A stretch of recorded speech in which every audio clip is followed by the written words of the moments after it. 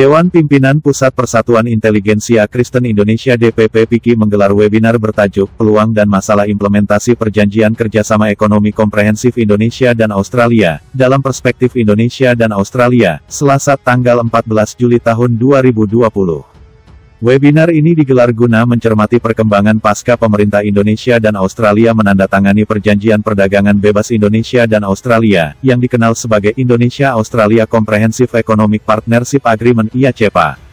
Webinar dengan keynote speaker Wakil Menteri Perdagangan Republik Indonesia Dr. Jerry Sambuaga ini, menghadirkan narasumber yakni Prof. Dr. Peter McCauley dari Australia National University Canberra, Dr. Badi Kenita Putri Sitepu dari anggota DPD RI dan juga Wakil Ketua Umum DPP PIKI, Lintong Manurung dari Jaringan Pemerhati Industri dan Perdagangan, Yafet Risi SHMC LLM PhD dari Praktisi Hukum Perdagangan Internasional, Dr. Iurdian Parluhutan SHLLM dari Fakultas Hukum Universitas Pelita Harapan dan penanggap Dr. Pos Huta Barat dari Ketua Dewan Pakar DPP PIKI. Keseluruhan acara dipandu Ninon Melati Ukra SHMH dari Fakultas Hukum UKSW dan penutup oleh Theo Fransus Litai SHLLM PhD dari Wakil Ketua Umum DPP PIKI. Ketua Umum DPP PIKI Baktinendra Prawiro, dalam sambutannya, mengutarakan pentingnya mencermati aturan main pasca penandatanganan Perjanjian Perdagangan Bebas Indonesia dan Australia yang dikenal sebagai IACPA ini. Lebih lanjut Baktinendra menjelaskan perjanjian perdagangan ini bukan hanya soal ekspor dan impor barang, tapi meliputi banyak hal. Termasuk terkait investasi dan peningkatan sumber daya manusia. Yang mengatakan kita akan melihat aturan mainnya, dan mungkin lebih mempersiapkan diri untuk tahun 2021. Ada hal-hal yang menarik bahwa banyak pihak mengatakan ini bukan hanya hubungan ekspor-impor barang, tetapi juga meliputi banyak hal, termasuk terbukanya peluang untuk investasi, peningkatan dalam hal superpower, manpower, bukan superpower, manpower, melalui kemungkinan-kemungkinan yang bisa diberikan kepada kita oleh pihak Australia. Akan tetapi juga sekaligus merupakan tantangan, karena di samping adanya keringanan dalam hal tarif barier, kita juga menghadapi masalah mutu yang harus kita tingkatkan. Kita juga harus bisa diandalkan sebagai partner dagang. Kita harus bisa memainkan peran yang baik sebagai eksportir.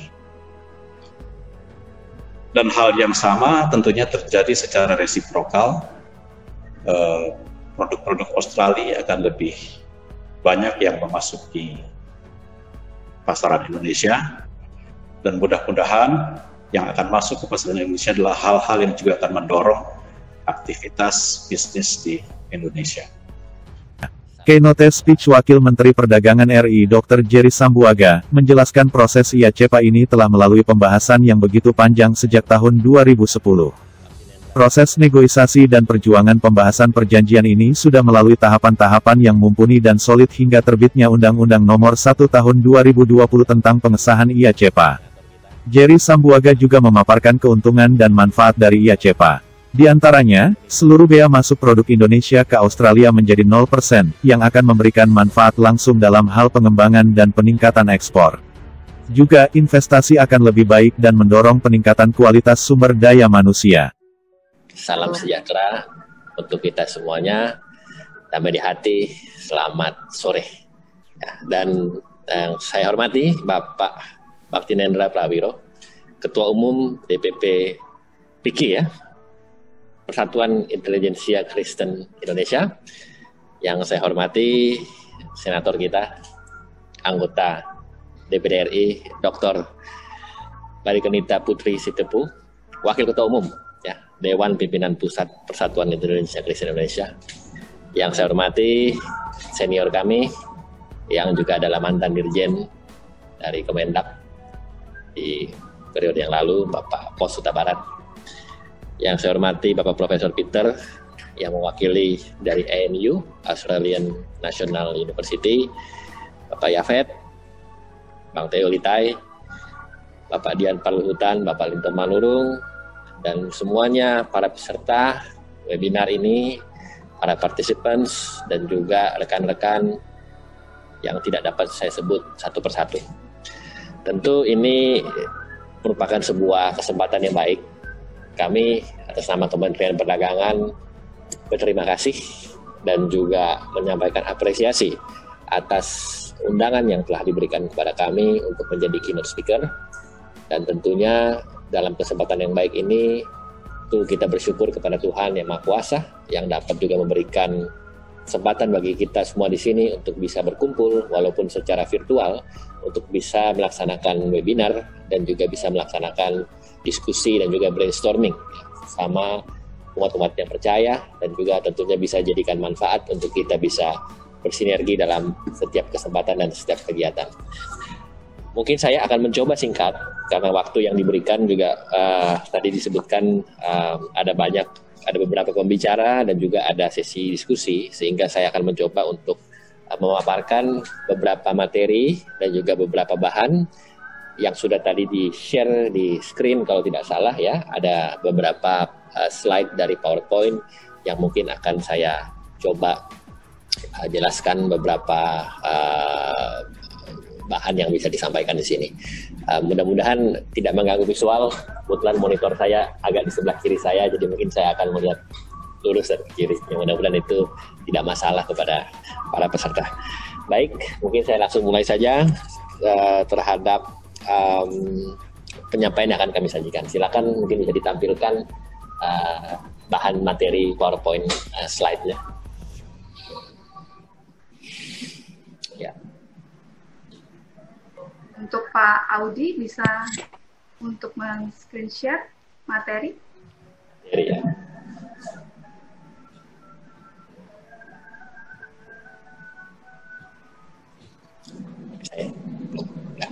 Masih belum.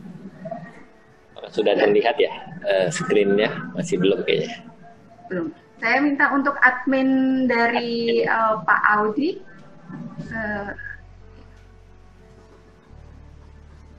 Pak Audi bisa. Ya, ini sudah. Oke, baik. Terima kasih. Baik, ya ini ada beberapa slide yang mungkin nanti juga bisa dijadikan rujukan dan referensi, dan juga bisa dijadikan bahan untuk kita diskusi. Mungkin saya tidak sempat kalau saya jelaskan satu persatu. Saya akan mencoba untuk menjelaskan mungkin inti-intinya saja. Baik, mungkin kita bisa lanjut ke slide berikut. Silakan. Baik.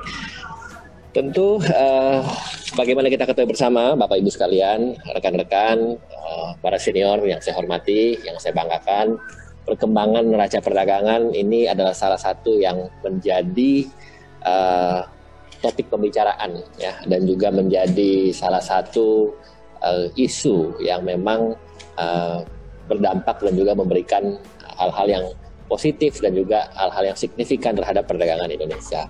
Dan kami ingin menyampaikan di sini bahwa ya, kalau kita lihat pada bulan Januari, Mei sampai dengan Mei 2020, neraca perdagangan Indonesia itu mengalami surplus ya, sebesar 4,3 miliar US dollar ya. Di mana negara-negara lain, dari mulai negara maju sampai juga dengan negara setengah maju sampai juga negara berkembang, itu banyak mengalami defisit ya. Artinya apa, Bapak Ibu sekalian? Di sini bisa kita sampaikan bahwa di tengah situasi kondisi pandemi COVID-19 yang mungkin memberikan dampak yang sangat luar biasa kepada negara-negara di seluruh penjuru dunia dalam kondisi yang demikian memprihatinkan, ternyata Indonesia masih mampu mencetak dan juga merasakan trade balance yang positif, yang surplus sebesar 4,3 miliar dolar. Dan kalau kita lihat dari non-migasnya itu sebesar 7,7 miliar US dollar ya. Artinya apa? Ini patut kita syukuri, tentu sebuah hal yang sangat positif. Namun tetap kita harus waspada, jangan sampai kita terlena dengan kondisi ini, dan kita harus tetap melihat dan juga mengutamakan ketahanan kita sebagai sebuah negara, khususnya dalam sektor keuangan dan juga perdagangan, untuk dapat terus mempertahankan kondisi seperti ini. Dan kami juga ingin menyampaikan ya bahwa surplus yang kami dapati ini menunjukkan bahwa selain kita mampu bertahan ya menghadapi resesi, kita juga ternyata mampu beradaptasi dan juga mampu berinovasi dan bahkan menyelesaikan ya salah satu perjanjian dagang internasional yang akan kita bahas secara spesifik di sini, yaitu Indonesia Australia SEPA ya, Comprehensive Economic Partnership Agreement. Mungkin kita bisa lanjut ke slide berikut, Pak. Ya, oke, baik. Nah, di sini saya juga sudah menyiapkan dan juga melihat dan juga menyajikan di sini ada beberapa proses rangkaian bagaimana IA SEPA ini bisa berjalan melalui proses pembahasan yang cukup panjang ya. Kita bisa lihat di sini dari tahun 2010 ya, dimulai dari counterpart kami, Kementerian Perdagangan mereka, dan juga dari para menteri dan juga dari para pemimpin kita sampai ke level presiden dan seterusnya. Dan sudah ada berapa belas perundingan yang sampai dengan saat kemarin diratifikasi itu sudah mengalami proses negosiasi yang intensif ya, dan pada akhirnya juga sudah diratifikasi oleh Parlemen Australia dan juga oleh DPR RI pada awal tahun, dan sekarang sudah masuk ke dalam tahap implementasi dan sudah dijadikan sebagai undang-undang ya. Jadi bisa dibayangkan bahwa proses negosiasi dan juga perjuangan dan juga pembahasan ini sudah melalui step-step yang cukup mumpuni dan solid ya, sehingga item-item yang memang disajikan yang nanti akan kita bahas mungkin secara lebih komprehensif bisa kita bedah satu persatu manfaat dan juga kegunaannya untuk masyarakat dan juga untuk publik. Baik, next slide. Silakan slide selanjutnya. Nah, ini mungkin rujukannya, dasar hukumnya dan juga apa yang bisa disajikan sama-sama di sini dari Permendaknya, PMK, Peraturan Menteri Keuangan, dan juga ada beberapa peraturan dan regulasi yang terkait dengan IA SEPA ini, di mana itu sudah masuk dalam Undang-Undang Nomor 1, dan dalam pengesahannya yang kami ikuti juga proses politiknya. Kebetulan waktu itu kami dari Kemendak bersama-sama juga dengan Pak Menteri Perdagangan ikut bersama-sama melakukan proses juga ratifikasi di DPR RI, dan sebelumnya kita juga sudah banyak berkonsultasi dengan teman-teman di DPR RI untuk bisa melihat ini sebagai rangkaian keberhasilan dan juga prestasi yang kita bisa tunjukkan bersama dengan negara lain, khususnya dengan Australia. Dan memang semua ini based on regulasi-regulasi yang memang pada akhirnya dicetuskan dalam Undang-Undang Nomor 1 tahun 2020. Selanjutnya, silakan next slide.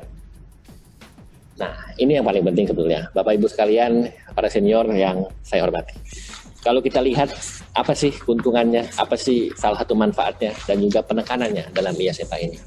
Melalui Indonesia Australia SEPA, salah satu yang paling penting adalah seluruh biaya masuk produk Indonesia ke Australia menjadi 0%. Ya. Nah, ini menurut banyak pihak ya, tidak hanya menurut pemerintah, tidak hanya menurut Kementerian Perdagangan, saya yakin semua bersepakat di sini bahwa sebuah kondisi yang membuat ya biaya masuk produk Indonesia, seluruh biaya masuk produk Indonesia itu menjadi 0% adalah sebuah prestasi. Dan itu apa artinya? Artinya akan memberikan manfaat secara langsung dalam pengembangan ekspor, dalam peningkatan ekspor, dalam peningkatan arus trade volume dengan Australia, dan tentunya akan memberikan akses yang lebih cepat dan lebih praktis dan juga lebih efisien bagi produk-produk Indonesia untuk bisa masuk ke Australia. Dan ini juga bisa dilihat bahwa Indonesia menghapuskan tarif biaya masuk sejumlah 94,6% dari total pos tarifnya.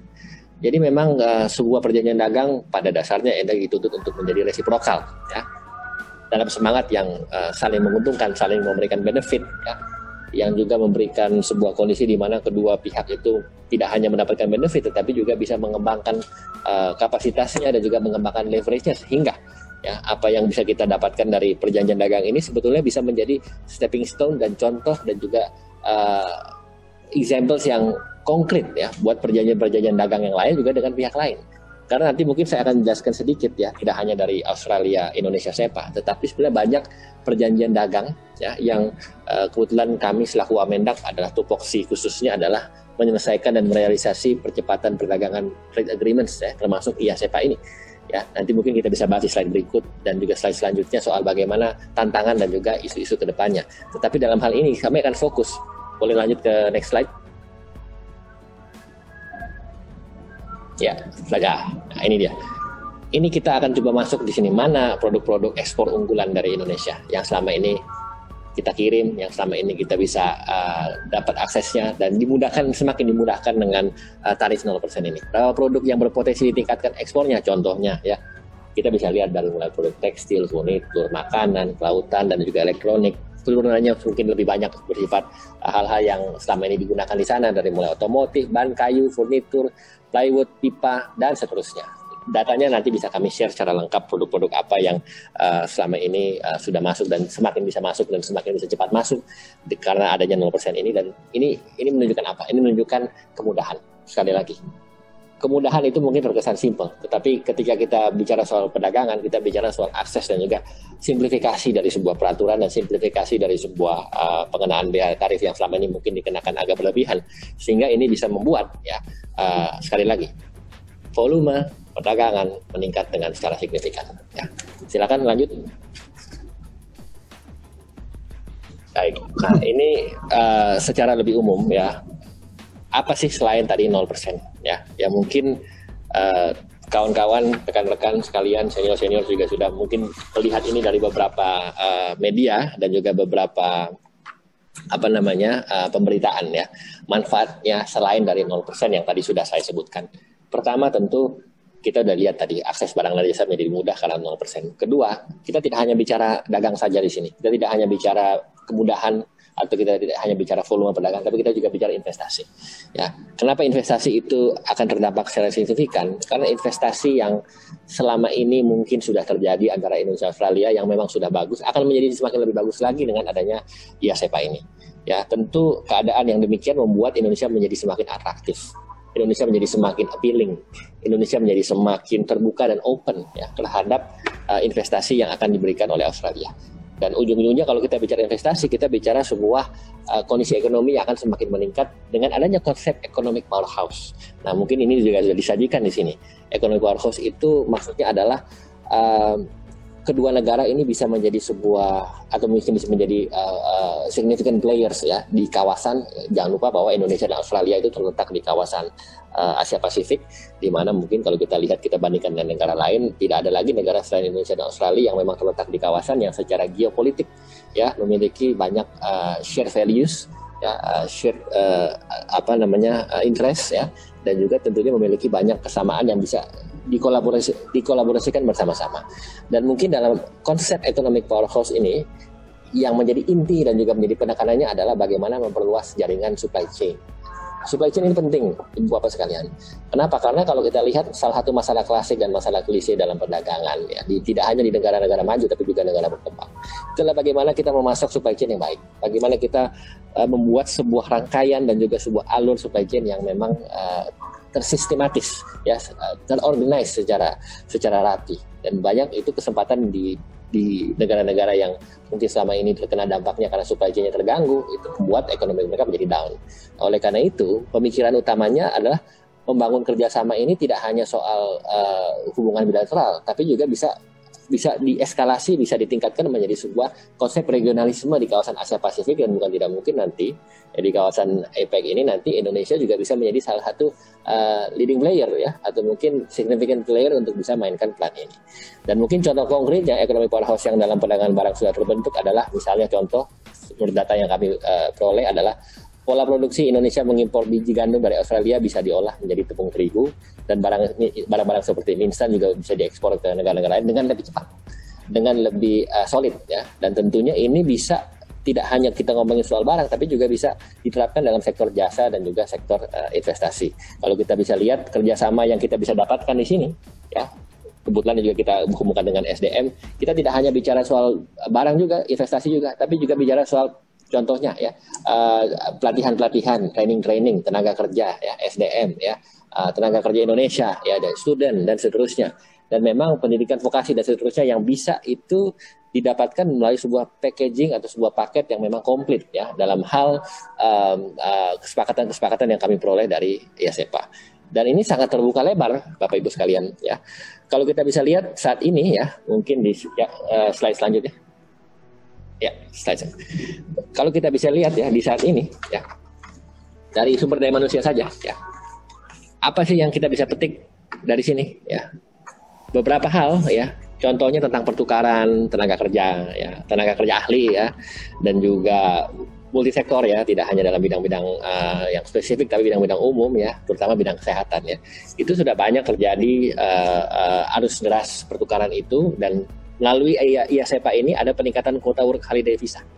Dan ini saya pikir merupakan sebuah terobosan yang memang bisa dimaksudkan untuk semakin mempererat tidak hanya soal hubungan, tapi juga openness, keterbukaan antar negara yang selama ini ujung-ujungnya akan meningkatkan investasi dan juga meningkatkan kerjasama perdagangan. Ya. Dan kalau kita lihat, itu juga yang juga turut serta mengkontribusikan terhadap surplus perdagangan jasa kita yang dari tahun 2018 sampai dengan 2019 itu tercatat surplus sebesar 1,8 miliar US dollar. Artinya apa? Artinya semua ini sebetulnya ada sebuah kesinambungan, sebuah keberlanjutan di mana apa yang sudah kita lakukan secara kontinu dan sudah konsisten itu harus ditingkatkan menjadi lebih baik dengan adanya openness, dengan adanya keterbukaan, dengan adanya kemudahan dan simplifikasi. Oke, lanjut.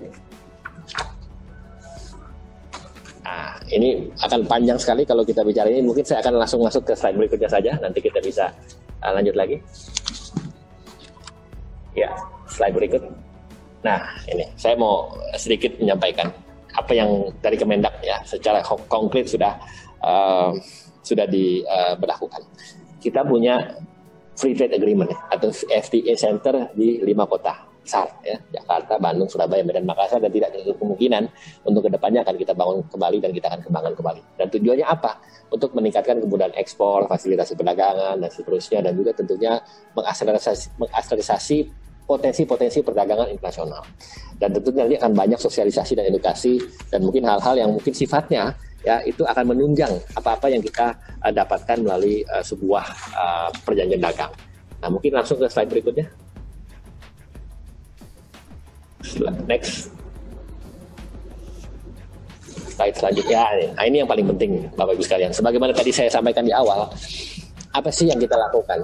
Apa yang kita sudah kerjakan ya? Selain dari perjanjian dagang dengan Australia. Ya.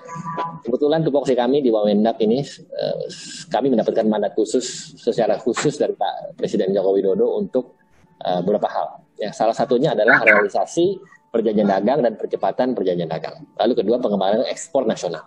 Nah, kalau di sini Ibu Bapak bisa lihat, ya, ada yang concluded, ada yang masih ongoing, ada yang possible dan juga dalam masa penjajakan. Tapi saya bisa dengan bangga mengatakan di sini bahwa dari concluded negotiation yang sudah dilakukan selama ini, yang menyita waktu cukup panjang dan juga tidak singkat, itu kita sudah hampir menyelesaikan kurang lebih 20-an. Nah, 20-an perjanjian dagang mulai dari Jepang, Pakistan dan seterusnya. Bapak Ibu bisa lihat di sini. Dan ini sebuah prestasi yang saya pikir bisa kita apresiasi sama-sama dengan jajaran Kemendak secara keseluruhan yang bisa mengerjakan ini dengan maksimal. Dan tentunya itu termasuk dengan Australia SEPA dan juga Hong Kong ya. Hong Kong SEPA yang dalam waktu dekat tidak begitu jauh dengan Australia SEPA sudah diberlakukan ya. Itu juga sama ya, kurang lebih 4.500 sekian produk itu 0% tarifnya, sama dengan konsepnya dengan Australia SEPA. Di samping itu semua, kita juga bisa melihat ongoing negotiation yang sedang kami lakukan dan kami kerjakan. Kebetulan kami pada saat itu memimpin delegasi RI untuk bernegosiasi soal Indonesia European Union Comprehensive Economic Partnership Agreement atau SEPA. Nah, di sini juga kami menargetkan bahwa ini bisa selesai di akhir tahun 2020. Dan memang sambutannya cukup antusias dan sangat luar biasa sebetulnya. Kebetulan kami waktu itu datang ke Brussels, ke Belgia, berinteraksi langsung, bernegosiasi langsung, mengadakan pembahasan langsung dengan Trade Commissioner di Uni Eropa, dan kami secara eksplisit mengutarakan pembahasan itu di pending items yang selama ini mungkin belum sempat terselesaikan. Ya. Dan sambutannya sangat baik dan mereka sangat senang dan antusias, dan kami bersepakat untuk menyelesaikan ini di akhir tahun ya. Dan mudah-mudahan bisa selesai akhir tahun ya, walaupun memang setelah kami ketemu itu beberapa bulan kemudian kena pandemi COVID-19 ya. Tetapi itu hal lain ya. Hal itu tidak membuat ya negosiasi dagang kita, pembahasan trade agreements kita stop. Tidak, justru kita malah makin intensif ya, walaupun kita tidak bertemu langsung secara fisik, kita tidak bertemu langsung secara tatap muka seperti yang biasa dilakukan, tapi kita tetap melakukan pertemuan-pertemuan dengan memanfaatkan teknologi ya, sama seperti yang kita lakukan sekarang dengan webinar, dengan Zoom, dengan Skype, dengan WA, dengan jalur-jalur pemasaran teknologi yang kita maksimalkan, yang kita berdayakan dalam rangka untuk menyelesaikan pembahasan-pembahasan ini. Dan tentunya ini semua ya kita bisa lihat ini. Saya bisa sampaikan, bisa sharing di sini bahwa ini semua targetnya akhir tahun ini ya. Yang sudah tadinya ini selesai, ini Turki tadinya kita mau selesaikan bulan Agustus, tapi mungkin karena Covid mungkin agak sedikit terpending. Pakistan dan juga Tunisia itu rencananya juga bahkan bulan pertengahan tahun ini. Bangladesh, Maroko dan Iran itu juga rencananya akhir tahun ini, dan juga SEPA Eropa. Ya, nah, artinya apa? Ini sebuah rangkaian memang kita harus sampaikan dan kita selesaikan, dan memang itu komitmen kami di Kementerian Perdagangan dari pemerintah untuk bisa menyelesaikan perjanjian dagang sesuai dengan target. Sekarang saya ingin sampaikan, kenapa ini semua menjadi penting? Kenapa ini semua menjadi signifikan? Ya, karena dengan adanya perjanjian dagang yang semakin cepat selesai, semakin banyak kita sepakati, itu akan semakin ujung-ujungnya menciptakan trade balance yang positif, yang surplus. Karena akan dengan demikian keadaan yang resiprokal, yang mutualis itu akan menyebabkan banyaknya pertukaran atau mungkin banyaknya jalur investasi masuk, dan juga arus beras volume kita meningkat, khususnya di ekspor. Dan itu sesuai dengan mandat Pak Presiden Joko Widodo yang menugaskan kami untuk berorientasi kepada ekspor. Ya, karena ekspor itu secara khusus dan juga secara logis itu akan membuat neraca perdagangan kita baik. Ya. Sementara kita juga di saat yang sama juga mengendalikan impor secara sangat selektif. Ya. Jadi dengan sebuah strategi dan juga kombinasi kebijakan yang selama ini kami interpretasikan dari visi misi Pak Presiden Joko Widodo, yaitu ada orientasi trade balance yang positif, yang surplus, yang harus kita tegaskan dan kita sampaikan pesannya kepada masyarakat dan kepada publik bahwa itu yang kami lakukan. Belum lagi kalau kita bicara soal bagaimana kita bernegosiasi, bagaimana kita berdiplomasi soal kelapa sawit kita. Saya ingin sharing sedikit, ini mungkin agak sedikit beda topiknya dari Indonesia Australia saya Pak. Cuma saya bisa katakan di sini bahwa beberapa waktu yang lalu, bulan Januari dan bulan Februari, kami bersama dengan tim dari Kemendak, kebetulan saya pimpinan delegasi Republik Indonesia pada saat itu, menuntut Uni Eropa ya soal kelapa sawit. Ya, ini jelas. Saya ingin sampaikan di sini bahwa kami keberatan dengan sikap diskriminatif dari Uni Eropa yang pada saat itu memblok kelapa sawit kita untuk masuk ke Uni Eropa. Ya. Bisa dibayangkan ini, produk kita, produk asli kita di-ban, didiskriminasi. Sifat atau sikap yang sangat tidak sesuai ya dengan norma-norma internasional. Mengapa? Mengapa itu bisa terjadi? Itu yang kami permasalahkan. Itu sikap kami keras dan sikap kami tegas dan jelas. Ya. Ada 100 pertanyaan kurang lebih ya yang kami sampaikan langsung di WTO. Pada saat itu kami bermasalahkan WTO di dalam forum konsultasi yang pada saat itu kami bersama-sama dengan seluruh rombongan baik dari Kemendak, Perindustrian, LHK, Keuangan, BUMN ya, dan teman-teman yang lain, kita menyatukan sikap kita, posisi kita menyesalkan mengapa sawit kita diskriminasi. Ya, itu suatu hal yang tidak bisa diterima. Ini bukan prinsip soal dagang saja, ini bukan prinsip soal benefit saja, ini prinsip soal hal yang konseptual, yang filosofis. Ya.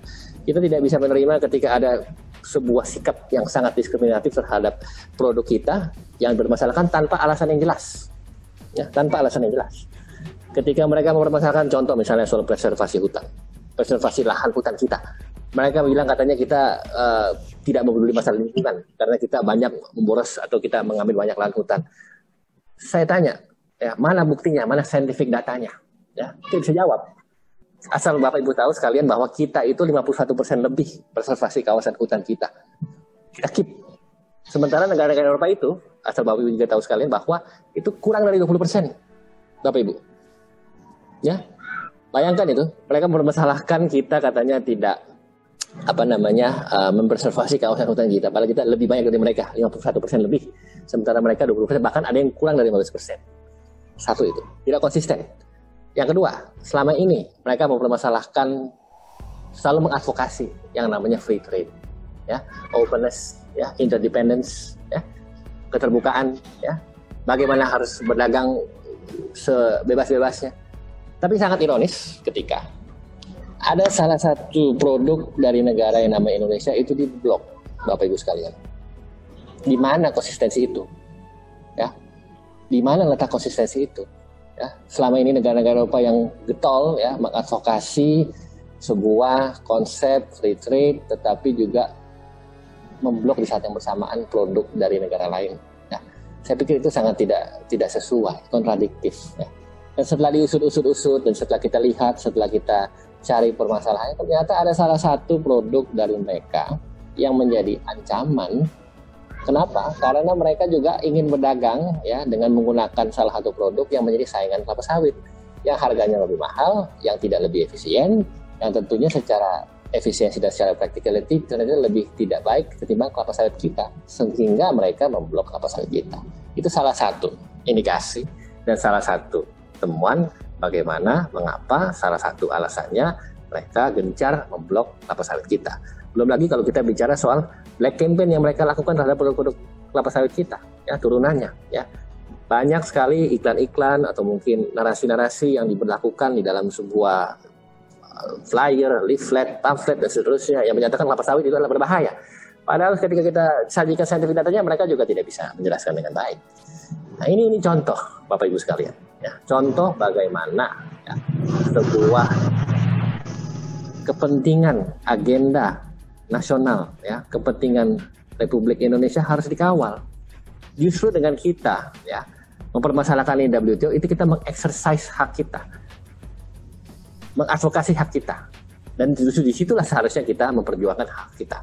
Ya, nah ini hanya salah satu dari sekian banyak apa yang kita lakukan selama ini. Ya, perjanjian dagang tetap harus jalan. Ya, advokasi kepentingan kita tetap harus jalan. Ya, menggunakan mengeksersis hak kita di forum yang harus tetap jalan.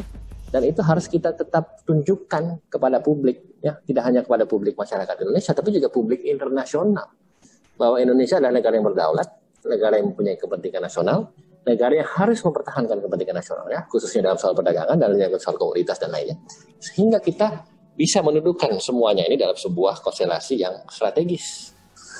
Nah ini yang kita perjuangkan, ini yang kita lakukan, dan kita akan terus-menerus kita pantang menyerah, kita bekerja keras, kita selalu konsisten dengan bagaimana kepentingan nasional adalah nomor satu.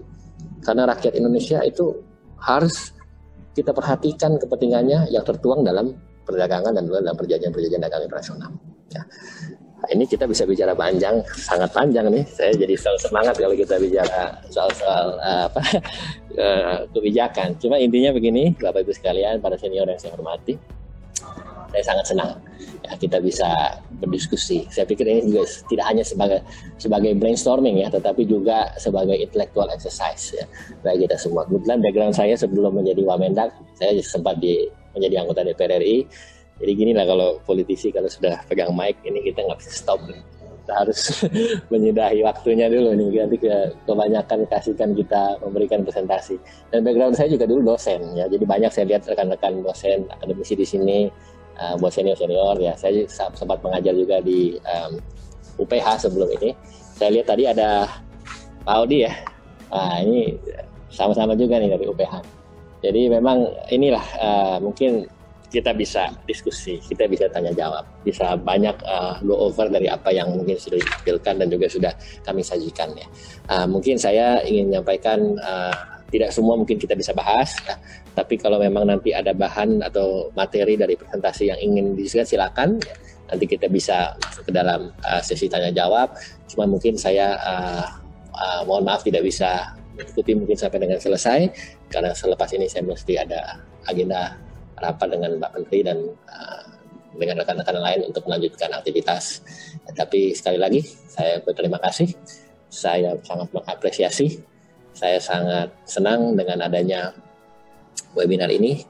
Ya, ini kesempatan juga buat saya untuk bisa berdiskusi bersama dengan Bapak Ibu sekalian, dengan para senior yang saya sangat banggakan, yang saya sangat hormati. Apalagi ada alumni Kemendak di sini, Pak Pos ya, luar biasa ini. Saya pikir Pak Pos ini ahlinya, sudah tahu semua apa yang tadi kami sampaikan ya. Kami sangat mengapresiasi. Pak Pos ini sangat aktif dan tentunya beliau juga nanti bisa menyampaikan secara lebih eksplisit dan lebih komprehensif dan lebih detail dan lebih teknis mungkin terkait dengan pengalaman beliau selama ini dalam merampungkan dan juga melakukan dan membahas dan juga menyelesaikan dan mengeksekusi ya beberapa perjanjian dagang yang selama ini beliau. Terima kasih Pak Wamen. Terima kasih Pak Wamen. Ya Pak Dirjen. Tetap Pak Dirjen ini. Ya Pak. Mungkin itu dari saya. Sekali lagi terima kasih. Mohon maaf apabila ada hal yang kurang berkenan dan semoga diskusi ini bisa memberikan manfaat untuk kita semua dan kiranya ini bisa tidak hanya memberikan manfaat tapi juga sebagai bahan untuk sosialisasi di Bapak sekalian. Saya pikir karena ini penting. Banyak yang mungkin tidak khususnya masyarakat mungkin belum begitu aware dengan adanya manfaat apa dengan adanya ISEPA ini. Saya pikir ini bisa dijadikan bahan juga untuk kita memberikan informasi kepada publik. Mungkin itu saja yang dapat saya sampaikan. Sekali lagi terima kasih kepada para senior, kepada Piki yang sudah mengundang kami. Semoga ini bisa menjadikan manfaat dan kiranya Tuhan yang Maha Kuasa memberkati kita sekalian. Sekian dan terima kasih. Shalom, salam sejahtera untuk semuanya. Jerry Sambuaga menambahkan tantangan implementasi IACEPA praktis tidak ada. Namun yang mungkin bisa dimaksimalkan adalah sosialisasi implementasi IACEPA. kalau kita bicara soal tantangan ya atau mungkin isu yang mungkin dihadapi di IASEPA ini, kalau saya secara pribadi melihat praktis tidak ada ya. Mungkin yang bisa kita kita bisa maksimalkan adalah sosialisasi. Nah ini mungkin di sosialisasi, aspek sosialisasinya.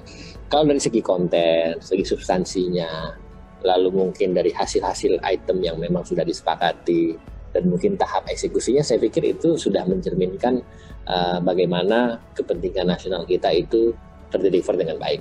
Ya. Lalu kedua, dengan benefit yang tadi kami sudah presentasikan dan kami sudah sampaikan, saya pikir sudah clear bahwa tidak ada alasan untuk mengatakan bahwa ini tidak baik ya. Ini pasti sangat positif ya. Tarif 0%, investasi dan lain-lain, ekonomi powerhouse tentunya juga sangat signifikan. Mungkin yang menjadi tugas bagi kita semua ya, tidak hanya pemerintah tapi saya pikir kita semua masyarakat ya, pelaku usaha, stakeholders, pemangku kepentingan dan juga rekan-rekan termasuk kita semua di sini, Bapak Ibu sekalian, rekan-rekan senior dan juga teman-teman dari PIKI adalah bagaimana kita bisa memberikan sosialisasi yang tepat dan juga informasi kepada publik bahwa hal ini bermanfaat. Karena begini, banyak masyarakat ya, publik ya secara umum ya, mungkin belum begitu aware ya, mungkin belum begitu tersampaikan informasi dan juga benefit-benefit yang bisa didapatkan ya.